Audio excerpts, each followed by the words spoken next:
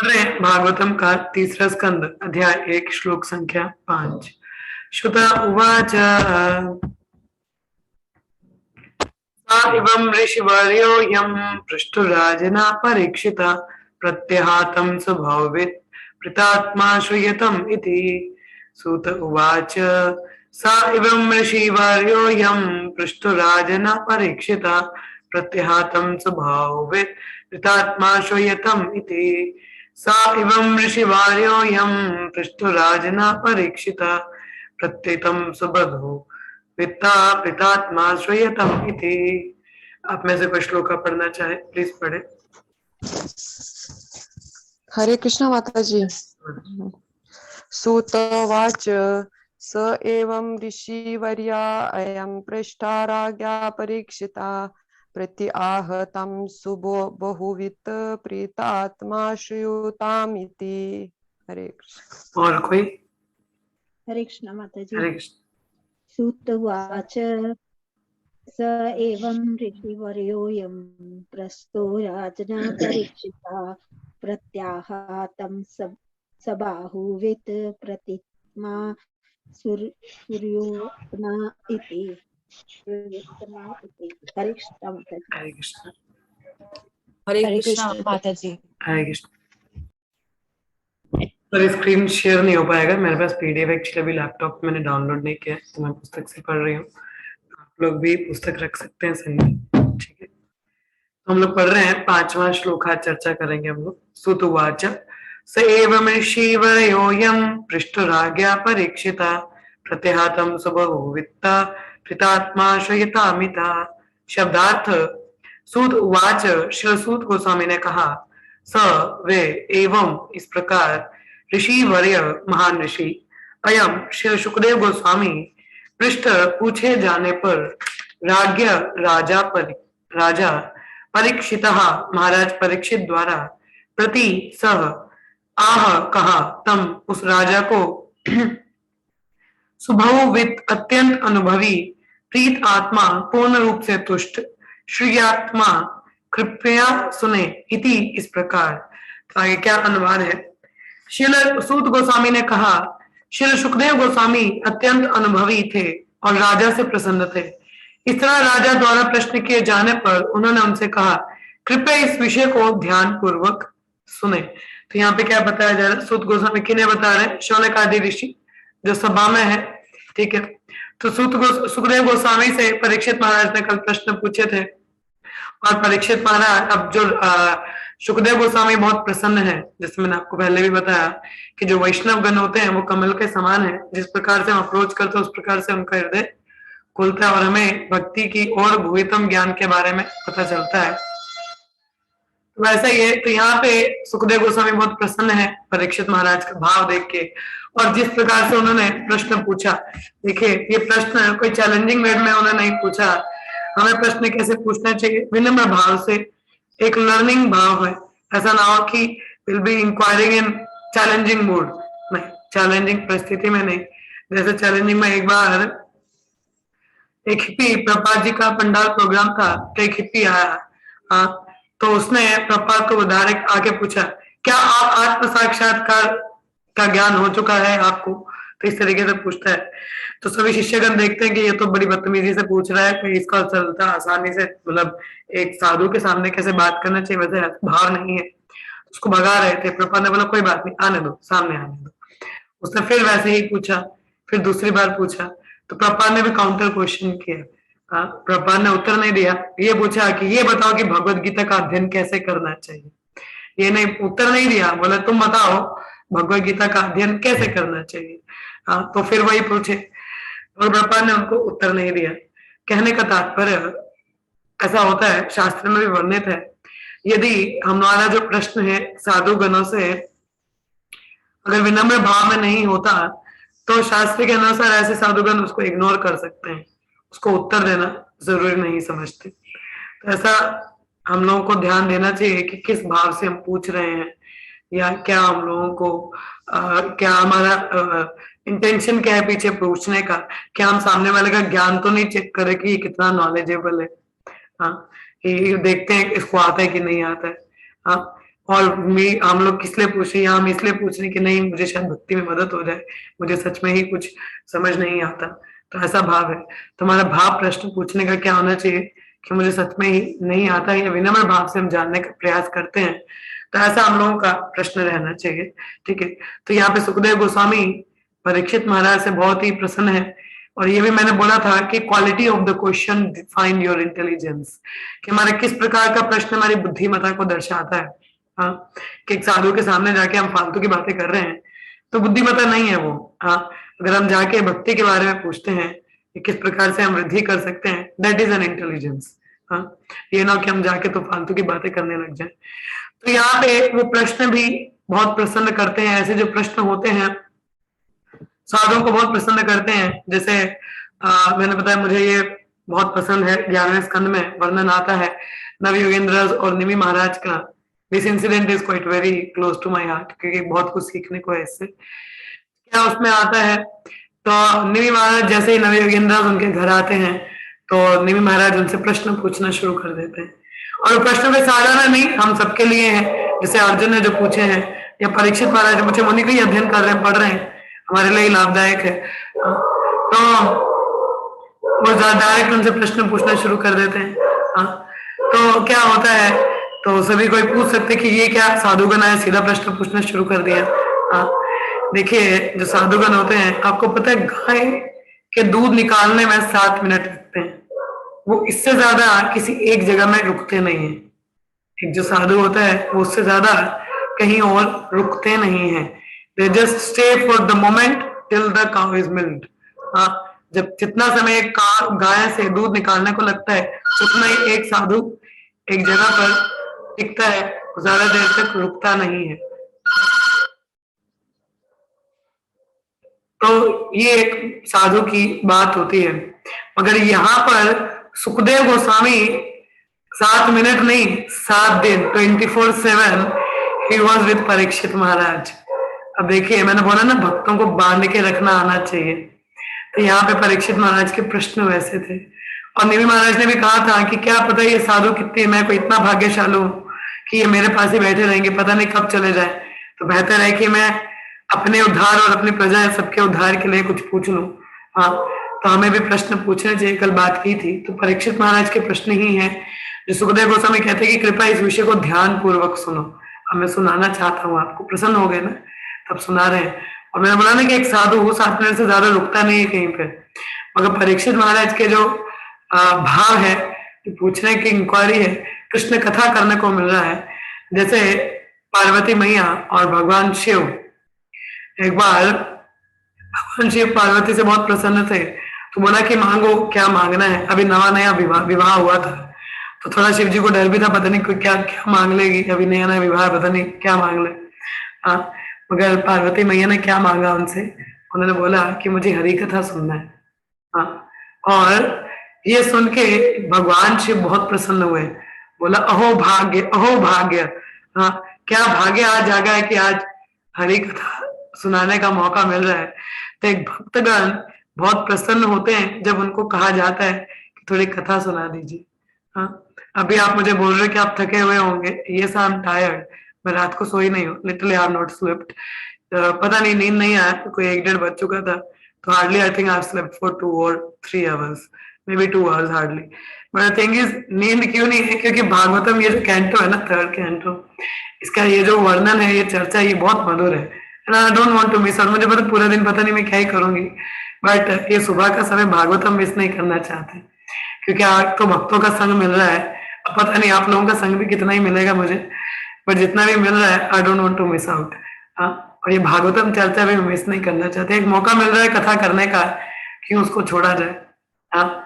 तो इसलिए क्योंकि आनंदमयी होती है, तो कौन ऐसे आनंद को छोड़ना चाहेगा, कोई नहीं छोड़ना चाहता।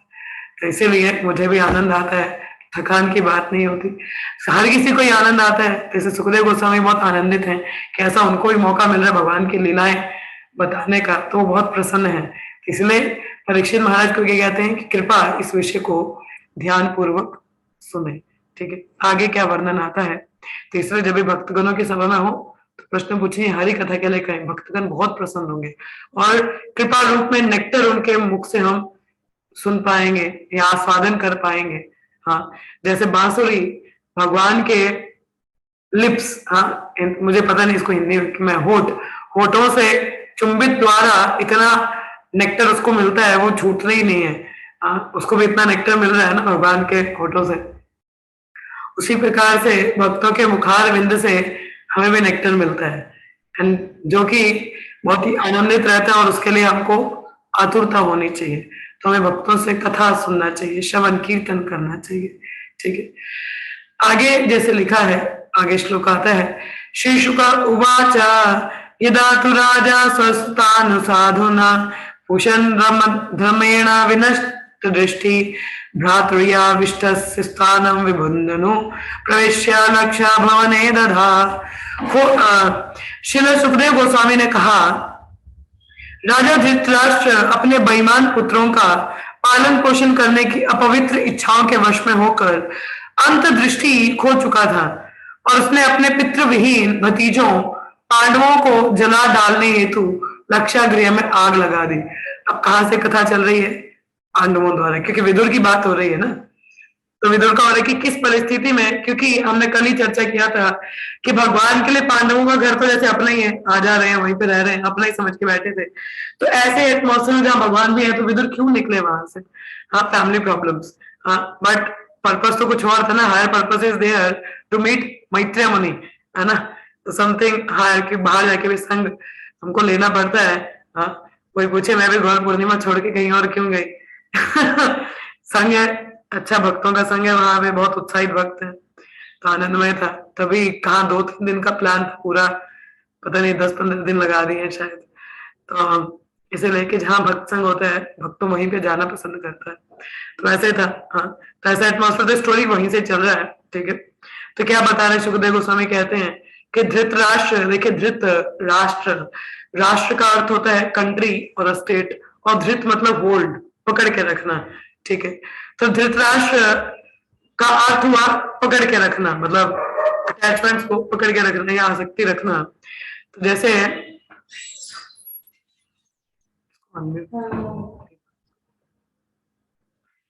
धृतराष्ट्र का क्या अर्थ है? पकड़ के रखना। हाँ, तो पकड़ के रखना मतलब क्या हुआ? अपनी आसक्तियों को, पोजीशन सबको पकड़ के रखना। धृतराष्ट्र केवल बाह्य दृष्टि से अंधा नहीं, आंतरिक दृष्टि से भी अंधा था। आंतरिक दृष्टि से अंधा होना मतलब ज्ञान ना होना। हाँ, चक्षु ज्ञान नहीं है ना। he didn't have the शास्त्र चक्षु to see the vision। अपने पुत्र मुंह में इतना अंधा हो रखा था, है तो अंधा ही था, अंदर से भी अंधा ही था, आध्यात्मिक ज्ञान नहीं था, कि उसने क्या किया? पांडवों को मारने के लिए अपने भतीजों के संग में क्या किया? अपने भतीजों को ही मारने का प्लान कर दिया। लक्षागृह लाख से बनता है, जिसमें थोड़ी सी तीली लोगे पूरा जल जाएगा, ऐसा होता है लक्षागृह। हम लोगों ने, ये उत्तराखंड में है एक जगह, वहां पे हम लोगों ने देखा था, वहां पे पूरा वो जला, मतलब it's not the place there but है वहां पे जगह है वो। तो वो लक्षागृह होता है, एकदम से जल जाती है, आग लग जाती है उसमें। हाँ, तो ये क्या है, जैसे तात्पर्य प्रपात बता रहे हैं कि धृतराष्ट्र जन्म से ही अंधा था, किंतु अपने बेईमान पुत्रों के समर्थन हेतु अपवित्र कार्य करने में उसका अंधापन दृष्टि के शारीरिक दोष से कई बड़ा था। तो देखिए, हम लोग भी यदि भक्ति में ना हो ना, अगर हम लोग इतना ज्ञान अर्जित करने के बावजूद भी भक्ति को सीरियस ना लें, तो फिर हमसे भी बड़ा अंधा कोई नहीं है। चाहे बाह्य रूप से हमारे पास दृष्टि है देखने की, मगर आंतरिक रूप से इस दृष्टि का कोई लाभ नहीं है, क्योंकि हम भक्ति में नहीं है, भगवान की सेवा में नहीं है। सब देख रहे हैं, सुन रहे हैं कि भौतिक जगत में, युधिष्ठिर महाराज को पूछा था कि भौतिक जगत में सबसे अचंभे की स्थिति क्या है, तो उन्होंने यही कहा कि सामने वाले भी मर रहे हैं, मगर लोग फिर भी सोचते हैं कि मैं नहीं मरूंगा। हम देखते हैं, सुनते हैं, आए दिन खबर आती है, ऐसे कोई मर गया, ये हो गया, वो हो गया, इधर लूटपाट हो गई है, किसी के बच्चे उसको छोड़ के चले गए, किसी ने घर वालों को बाहर निकाल दिया, कई सारी चीजें सुनते हैं, मगर हम सोचते हैं हमारे साथ तो ऐसा कुछ नहीं होने वाला। We are in a heaven, हम तो स्वर्ग में रह रहे हैं, हमारे पास कष्ट कहाँ आएंगे? हमारे पास तो कष्ट आते ही नहीं है, हम तो बड़े आनंद में हैं। हाँ, तो ऐसा भाव है हम लोगों का, ऐसा है हम लोगों का। We are so unfortunate that we don't realise कि कितना यहाँ पे कष्ट है भौतिक जगत में। और ये जो एक भाग्य मिला है भक्ति करने का, इसकी महत्वता हम नहीं समझ पाते हैं। We are simply wasting our time. अपनी सो कॉल्ड पोजेशन हम भी धृतराष्ट्र की तरह होल्ड करके बैठे हैं, अपनी आसक्तियों को पकड़ के बैठे हैं। हाँ, ये मेरा पति, मेरी पत्नी, मेरे बच्चे, मेरी नौकरी, मेरा पैसा, मेरा घर, मेरा बंगला। हाँ, we have just kept hold on them. हाँ, देखिए ईशोपनिषद में वर्णन आता है, ईश्वास्यम इदम सर्वम यत् किंच जगत्या जगत तेन त्यक्तेन भुंजिता मार्गेण कश्य सिद्धनम। पूरे सृष्टि के मालिक कौन है? भगवान कृष्ण, सब उन्हीं का ही है। हाँ, अब अगर हमारी इंजॉयमेंट के लिए हमें कुछ कोटा अलॉट किया जाता है, मगर वो कोटा अलॉट क्यों है? ताकि हम उस कुछ पोजीशन से भगवान की सेवा कर सके। मगर हम भगवान की सेवा तो दूर, हम अपनी ही इंद्रिय विषय वस्तु में लग जाते हैं। तो इसके कारण हम भी धृतराष्ट्र ही हैं, आंखें होते हुए भी अंधे हैं हम लोग। हाँ, क्योंकि आध्यात्मिक ज्ञान नहीं है ना हमको। तो प्रगति रुक जाती है, दृष्टि की शारीरिक कमी से किसी की आध्यात्मिक प्रगति नहीं रुकती। कोई अंधा है तो उससे एक अंधापन भक्ति के लिए कोई वो नहीं है कि कोई बाहर दृष्टि से अंधा भक्ति नहीं कर सकता। कर सकता है, श्रवण करना है ना, श्रवण कर सकता है। हाँ, सुन सकता है, सुन तो सकता ही है। हाँ, तो बाह्य दृष्टि चाहिए भी नहीं। अब अनपढ़ भी हो ना तब भी नहीं चाहिए, क्योंकि जिस व्यक्ति को गुरु और कृष्ण पर विश्वास होता है उस पे सारा जितना भी वैदिक शास्त्र का नॉलेज अपने आप ही आ जाता है। He doesn't have to learn and becoming a scholar, learning so many शास्त्रिक किताबें, नहीं। Having simply just faith on the Guru and Krishna's words, उनके वचनों पे यकीन है, श्रद्धा है, तो अपने आप ही पूरा जो ज्ञान है उसको आ जाता है। उसको कुछ और करने की जरूरत नहीं। तो बाहर रूप से ना तो पढ़े लिखे होने की जरूरत है और ना ही ये चक्षु की जरूरत है, ये चक्षु सॉरी आंखों की जरूरत है। केवल अध्यात्म कहते हैं चक्षुदान धीलो जय जन्म जन्म प्रभु सही, क्योंकि दिव्य ज्ञान हृदय में प्रकाशित होता है ना। दिव्य ज्ञान हृदय प्रकाशित हो, सो ये जो ज्ञान है हृदय में प्रकाशित होता है, तो इसके लिए बाह्य आंखों की जरूरत नहीं है। हाँ, सूरदास भी तो अंधे थे, मगर बिलमंगल ठाकुर भी तो अंधे थे, 700 वर्ष वृंदावन में रहे, मगर भगवान स्वयं उनको दूध लेके आते थे, उनके लिए छाछ लेके आते थे। हाँ, वो अपनी आंतरिक दृष्टि से भगवान के दर्शन करते थे। इसकी जरूरत नहीं है। हाँ, किंतु जब कोई कायिक रूप से स्वस्थ होते हुए भी आध्यात्मिक रूप से अंधा होता है, तब वह अंधापन मनुष्य जीवन की उन्नति में भयावह रूप से बाधक होता है। तो देखिए वही कि आंखें होते हुए भी भगवान के लिए सेवा में नहीं है, तो फिर क्या है? वो अंधापन ही है। फिर हम भी अंधे ही हैं, हम भी धृतराष्ट्र ही हैं। हर कोई धृतराष्ट्र है भौतिक जगत में जो भक्ति में नहीं। आगे हरे कृष्णा, प्लीज कभी भी गलती से भी अनम्यूट ना करें, क्योंकि बहुत डिस्टर्बेंस होता है, से डिस्ट्रैक्ट। मुझे पता है मॉर्निंग समय है, थोड़े घर परिवार के कार्य रहते हैं, मगर फिर भी ध्यान दें, ठीक है। यदा सभाया कुरु देव देव्या केश भीमर्ष सुत कर्म गहिम नावार्यामस्नृपासलूषाया शस्त्र हेतन्य कुछ कुमानी है। क्या लिखा है? इस राजा ने अपने पुत्र दुशासन द्वारा देवतुल्य राजा युधिष्ठिर की पत्नी द्रौपदी के बाल खींचने के निंदनीय कार्य करने से मना नहीं किया। धृतराष्ट्र कैसा था? इस निंदनीय कार्य के लिए भी मना नहीं किया। देखो, जो अंधा ही हो तो उसको दिख भी क्या सकता है? अब अंधा हो तो कोई कुकर्म भी होगा, उसको क्यों दिखेगा? हाँ, तो कहने का तात्पर्य एक अज्ञानता कई सारे कुकर्म करवा देती है। अज्ञानता किस बात की? हम अपने आप को शरीर समझते हैं, भगवान के संबंध में नहीं जानते अपने आप को, अज्ञानता है ना। और उस एक अज्ञानता के कारण, एक विस्मृति के कारण हम लोग कई पाप कर्म करते हैं। आप में से कितने लोग हैं जिन्होंने कोई पाप कर्म नहीं किया है? से यस और नो, किए कि नहीं किए? मैंने किए हैं माता जी, बहुत किए हैं। किए जी माता जी। किए। बाकी लोगों को लज्जा आती है बोलने में। माता जी पाप ही सारे किए हैं, पुण्य कभी किया ही नहीं है। माता जी पाप कर रहे हैं और कर भी रहे हैं, ज्यादा कर रहे हैं और कर भी रहे हैं ना। ये नहीं कि स्टॉप हो गया, कर रहे हैं। बहुत सारे ही हैं, बहुत सारे किए ना माता, हम भुगत रहे हैं कर्मा हम लोग। कष्ट भुगत रहे बहुत ही जगह पाप कर्म। कहने का तात्पर्य पाप कर्म हम सब ने किए ना, तो जिसने पाप ऑलरेडी जो पाप करता है ना, उसको और कोई पाप करने में झिझक नहीं होती। ऑलरेडी कर चुका है ना, उसको कहीं लज्जा आ रही है, वो करेगा। मगर ज्ञान में वो सोचता है अरे नहीं ये गलत है। हाँ, तो जो ऑलरेडी अज्ञानता है उसको क्या समझ में आएगा, नहीं आता है। अब भौतिक जगत के लोगों को बोलो कि देखो एबॉर्शन गलत है, पीना गलत है, हाँ ऐसे अवैध संबंध करना गलत है, उनके लिए मतलब it's not wrong for them. उनके लगता है कि लाइफ का culture, it's a part of life, living relation, हाँ बाहर जाके पार्टी करना, शराब पीना नॉर्मल लाइफस्टाइल है। इवन अपनी पत्नियों को भी ले जाते हैं, बोले तू भी पी ले, है नहीं पीती है तो उसको जबरदस्ती पिला देते हैं, पाप कर्म। हाँ नहीं खाना चाहते हैं टंगड़ी कबाब फिर भी खिलाएंगे, हाँ रात रात भर कोई गलत कार्य करेंगे, हाँ तो क्योंकि ऑलरेडी अज्ञानता है, उनको हम बताने की कोशिश करें बोलेंगे ये कुछ ज्यादा ही, कुछ ज्यादा ही भक्ति वक्ति होगी इन लोगों की, लगता है इन्होंने एंजॉय नहीं की लाइफ। हाँ और कोई भक्ति में आ जाए तो बोले आपने दुनिया कहाँ देखी, तो दुनिया क्या दिखाना चाहते हैं कि आपने ये ट्राई नहीं किया, आपने शराब नहीं पी है, आपने सिगरेट नहीं पिया है, आपने कभी गर्लफ्रेंड बॉयफ्रेंड नहीं रखी है, आपने कभी छोटे कपड़े नहीं पहने आपने, ये कुकर्म सिखाना चाहिए। कहते आपने दुनिया क्या देखी है, ये दिखाना चाहते, कहते आप ये भी कर लो, जरा ट्राई कर लो, फिर दुनिया दिख जाएगी आपको।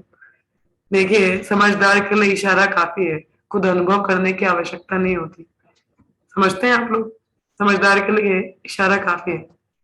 मुझे लगा तुम एक्टिंग कर रहे हो। समझदार के लिए इशारा काफी है ना, समझ जाना चाहिए। आई थिंक आप सब लोग बहुत बुद्धिमान लोग हैं, समझ पाते हैं। हाँ तो ऐसा देखिए अपनी कुल वधू का, हाँ चीर हरण हो रहा है मगर ये राजा कुछ बोला नहीं, मुंह के कारण। हाँ यद्यपि उसके आश्रुओं से उसके वक्षस्थल का कुमकुम तक धुल गया था, हाँ कि वक्षस्थल यहाँ पे जो कुमकुम होता है वो भी धुल गया सारा, मगर फिर भी इतना वो रोई, इतना अश्रुपात हुआ, इतना वो गिड़गिड़ाई। हाँ एक अबला नारी आपके सामने गिड़गिड़ाए अपनी इज्जत के लिए, किसको दया नहीं आएगी। और जिनके प्रति जिनसे वो अपेक्षा करती है कि वो मेरी रक्षा करेंगे और वही ऐसे चुपचाप बैठे हैं और होने दे रहे हैं कुकर्म, कितना बड़ा पाप है। और इतनी हद तक अंधकार था, और आजकल का भी ऐसा ही है। बाहर तो सामने तो कुछ नहीं हो रहा पब्लिक में, मगर खुद ही पापी लोग बैठे हैं एक्सप्लॉइट करने के लिए। हाँ? और खुद हो भी रहे हैं लोग।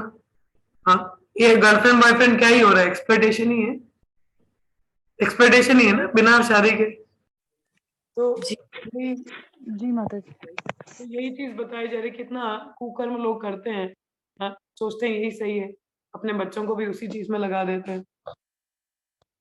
तो they don't understand, one second,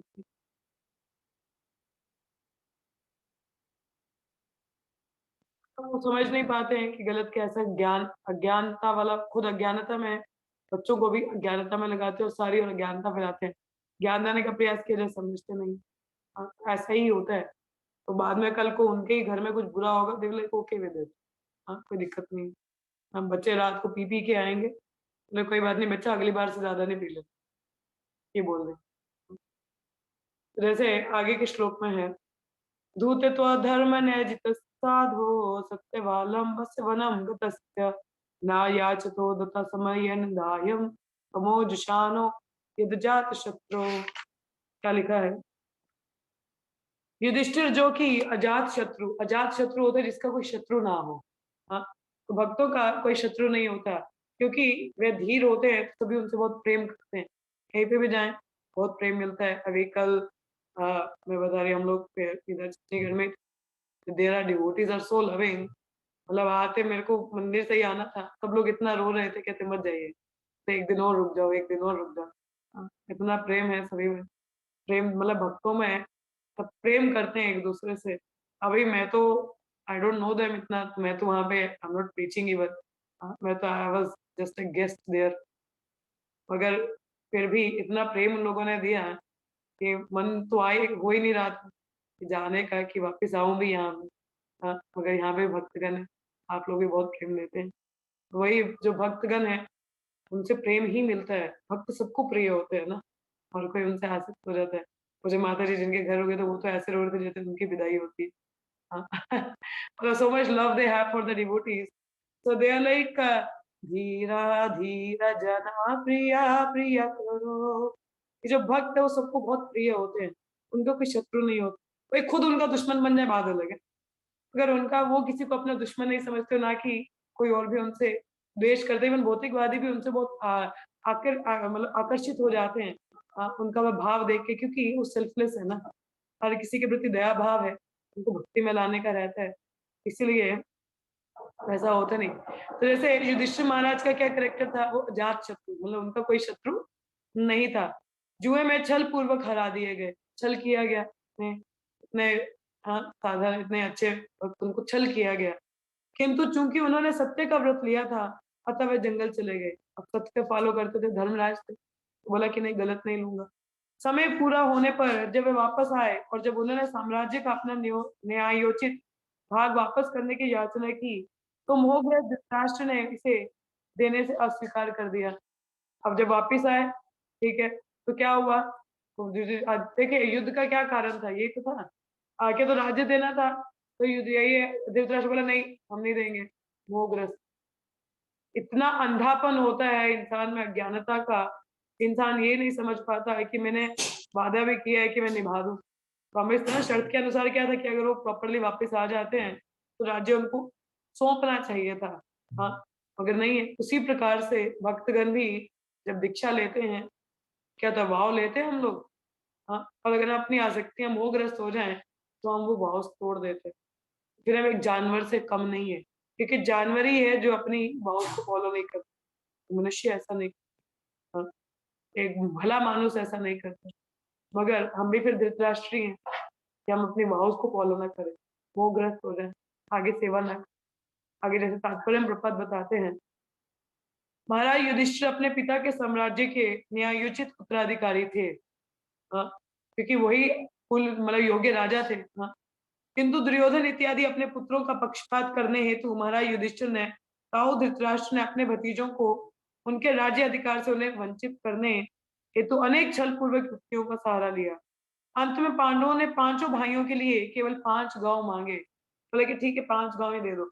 Duryodhan ने क्या बोला, एक सुई की नोक जितनी जमीन भी नहीं दूंगा।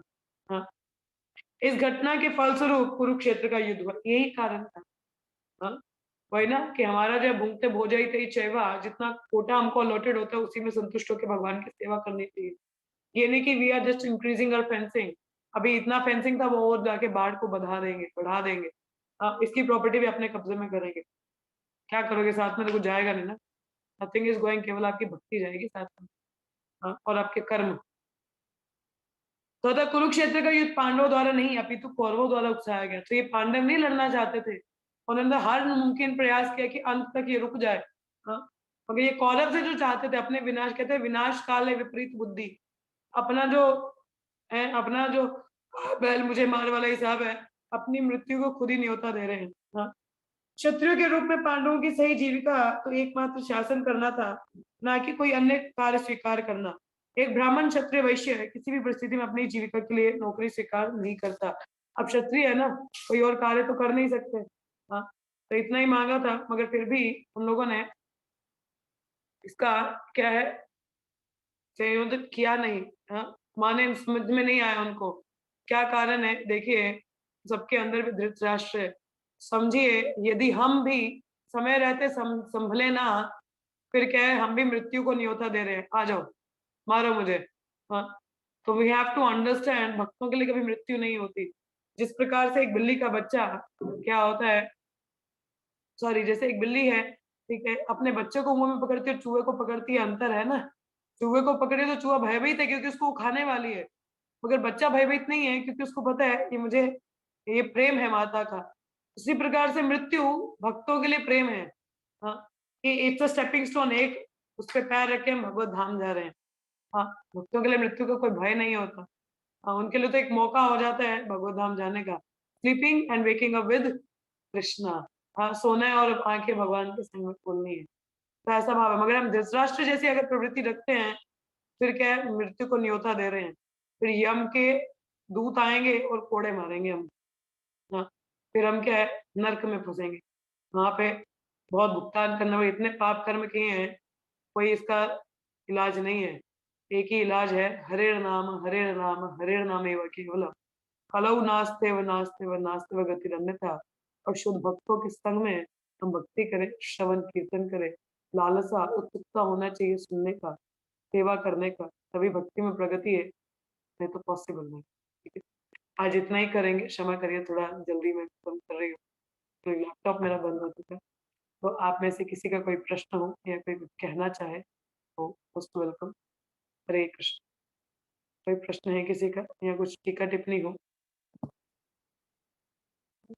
जी माता जी बोलिए। आपने बोला ना कि जैसे इतनी रीडिंग होती है, तो इससे ज्यादा ब्यूटीफुल और क्या हो सकता है कि हम आंखें खोलेंगे और हमको भगवान की कितना मतलब, पर हमें तब क्यों नहीं याद आता जब हमको कर्म करते हैं, तब क्यों नहीं याद आता जब हम अच्छे से तब कितनी इग्नोरेंस की हम नहीं तो और क्या अच्छा होगा इससे कि हम सीधे आंखें खोल रहे हैं तो ब्यूटीफुल।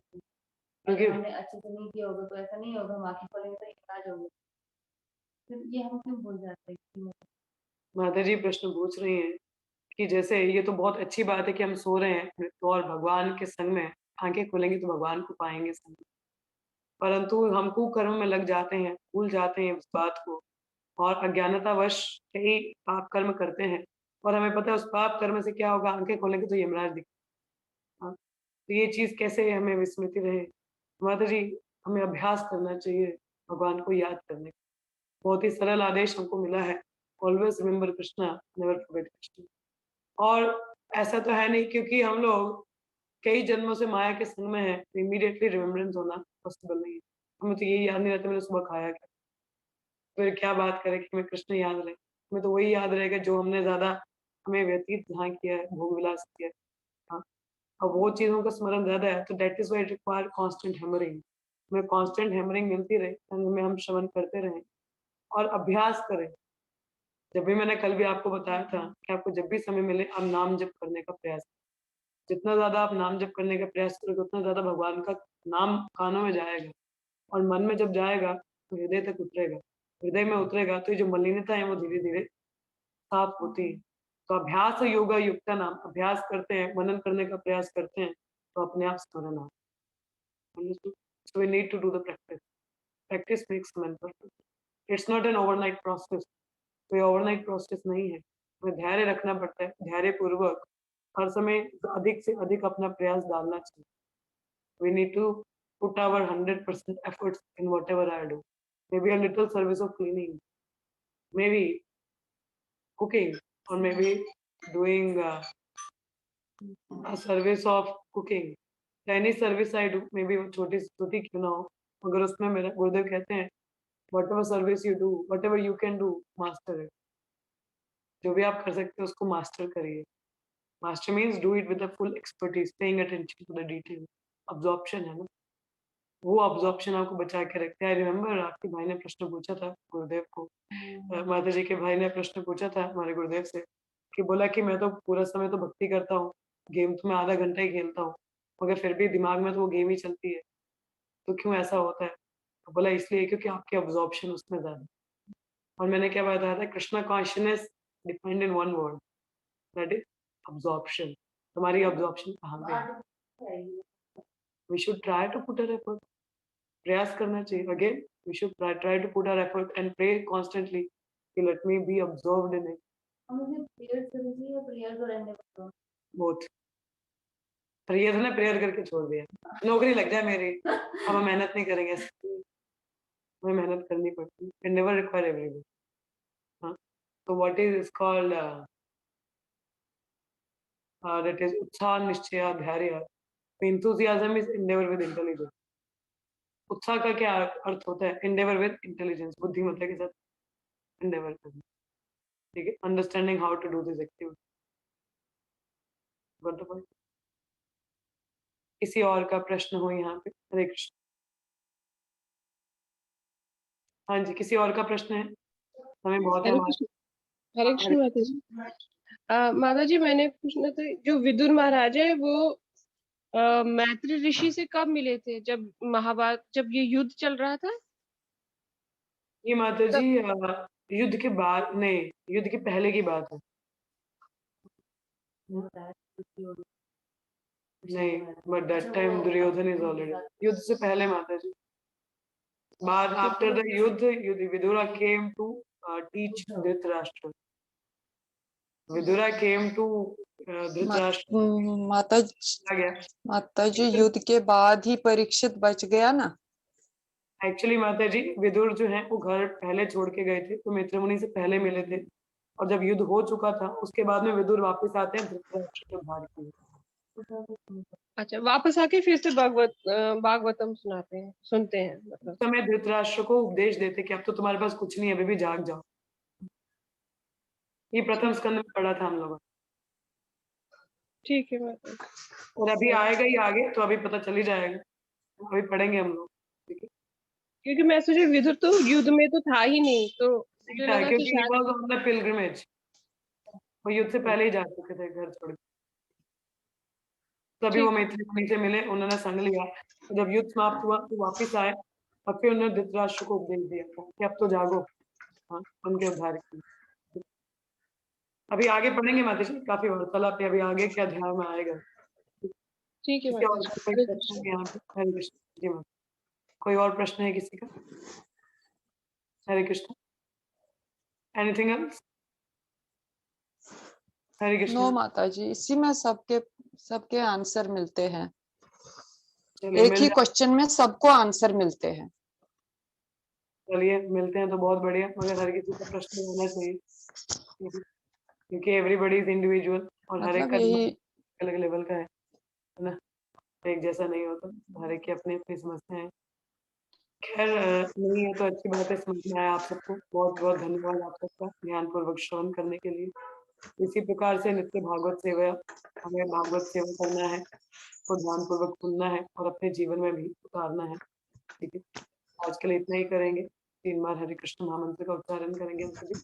हरे कृष्णा कृष्ण कृष्णा हरे हरे कृष्णा कृष्ण कृष्णा हरे हरे, हरे राम राम राम हरे हरे, हरे कृष्णा कृष्ण कृष्णा हरे हरे, हरे राम राम राम हरे हरे, हरे कृष्णा कृष्ण कृष्णा हरे हरे, हरे राम राम राम हरे हरे।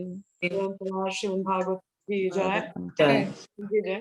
धन्यवाद आप सभी का। हरे कृष्ण।